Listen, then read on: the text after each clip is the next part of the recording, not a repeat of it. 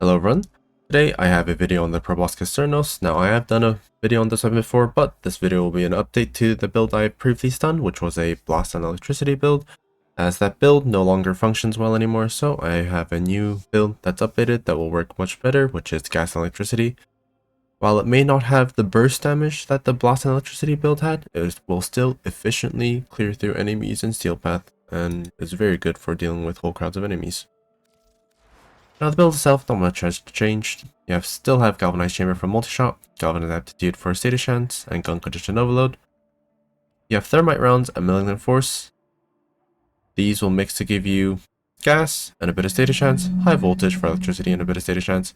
Battle Acceleration will give you a big increase to fire rate.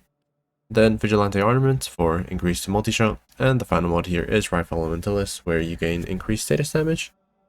Now, this mod is just optional. I just have Terminal Velocity here for quality of life. And the arcane I'm using here is simply Primarily Merciless, where on kill you can gain increased damage, which stacks up to 12x, and a nice bit of reload speed. Here are the stats of the weapon. Now, before I get into demonstrations, I'd really appreciate if you could drop a like or subscribe, as that would help me out a lot. Thank you.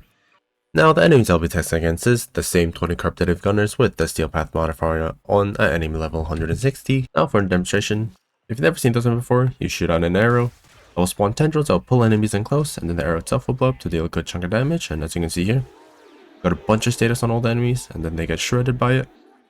And there you go, as you can see, unlike the explosive electricity build, even with a single arrow, you can kill a bunch of enemies at once, but if you shoot two, it will speed up the process by quite a bit.